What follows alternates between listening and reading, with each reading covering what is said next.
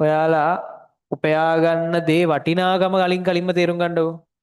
ඔයා මේ මාස 3 කරලා උපයා ගත්තොත් එක්ක මෙඩිසින් හෝ ඉංජිනේරින් ගත්තොත් සාමාන්‍යයෙන් ලංකාවේ මෙඩිසින් ඩිග්‍රියක් මිල කරන්න බෑ. මිල කරොත් ලක්ෂ 150 175 200ක් වටිනවා. ආසන්න වශයෙන්. මොරටුවේ වගේ කැම්පස් එකක ඉංජිනේරින් ඩිග්‍රියකුත් ඒ හා සමානව වටිනවා. හරි.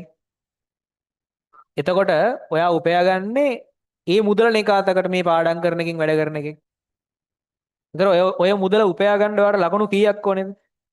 300න් 300ම ඕනේ නැහැ නේ. කෙමිස්ට්‍රි 100යි ෆිසික්ස් 100යි මැත්ස් 100යි ඕනේ නැහැ නේ.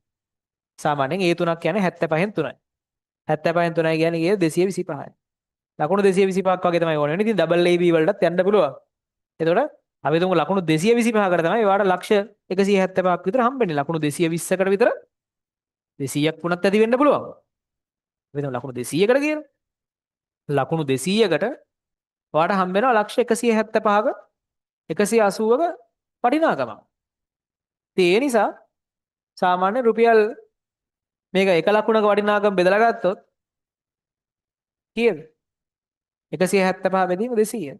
ඒ කියන්නේ ලකුණු රුපියල් 80000ක් 85000ක් වටිනවා එක ලකුණක්. ඒක තමයි පරම සත්. එක ලකුණක් රුපියල් 80000ක් 85000ක් වටින.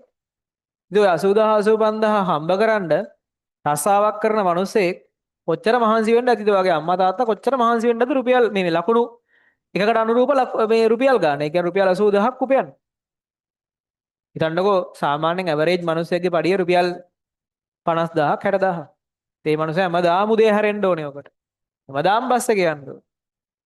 හැමදාම ඉතින් දවස ගාන ඉතින් ඒ තියෙන ප්‍රශ්න ටික මෙන්ටල් ස්ට්‍රෙස් එක ඒ රැකියා ස්ථානයේ තියෙන ප්‍රශ්න ටික දරාගෙන වැඩ කරන්න ඕනේ. වැඩ කරලා ඉතින් ගෙදර එන්න ඕනේ. ගෙදර ඇවිල්ලා ගෙදර මිනිස්සුන්ගේ ප්‍රශ්න ටිකක් දරා ගන්න ඕනේ. ඔය ටික කරාම තමයි රුපියල් 80000ක් විතර මාසෙකට හම්බෙන්නේ. 80000ක් ලක්ෂයක් වෙනස් වෙන්න පුළුවන් එක එක සමාජ මට්ටම් මත.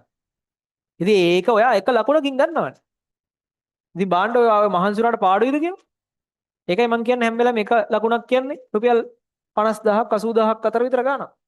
ඉතින් බාණ්ඩ මේ ලකුණක් ගන්න කොච්චර ලේසිද කියලා? තප්පර ගානක් එන්නේ මේක. අට්ට පොඩි දෙයක්. මේකේ වැලියු එක මිස් කරන්න එපා. කියන්නේ සල්ලි වලින් වැලියු එක කිව්වම තේරෙන හින්දායි කියන්නේ. අර අම්මලා තාත්තලා සෑහෙන්න මහන්සි වෙලා හොයන ගාන ඔයා ඒගොල්ලන්ට උපයලා දුන්නා වගේ තමයි ඔයා කෝස් එකකට සිලෙක්ට් වෙනවා කියන්නේ හොඳ කෝස් එකකට. ඔයාගේ අවුරුදු පළවෙනි අවුරුදු 19න් 20න් 21න් ඔයා ලක්ෂ 175ක් 180ක් හෙව්වා වගේ තමයි ඔයා මහන්සි වෙලා මේ විභාගෙ ලිව්වා කියන්නේ. හරිද? ඒ නිසා සල්ලි තියනවා වෙන්න පුළුවන්, සල්ලි නෑ වෙන්න පුළුවන්. ලොකු වැඩක්. ඒ ලොකු වැඩක් ඇතුලේ කරන්න තියෙන්නේ පොඩි වැඩක්. සාමාන්‍යයෙන් ලංකාවේ වගේ දරටක රජයෙන් රුපියල් ලක්ෂ 175ක් ගන්න වෙන කිසිම විදියක් නැහැ. පට්ට පොඩි දේවල් තමයි රජයෙන් සහනාධාර කියලා දෙන්නේ. පට්ටම පොඩි දේවල්. සහනාධාර හොයි රජයෙන් දෙන දේවල් ඇවිල්ලා බොහෝම පොඩි ඉලක්කම් වල දේවල් තමයි දෙන්නේ. මේ ජීවිත කාලේ ලංකාව රජයෙන් වට ලක්ෂ 175ක් හොයන්න බෑ. වෙන විදියකට. මොනවා කරලවත් බෑනේ.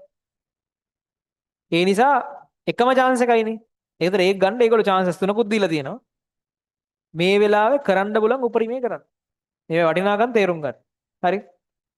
දැන්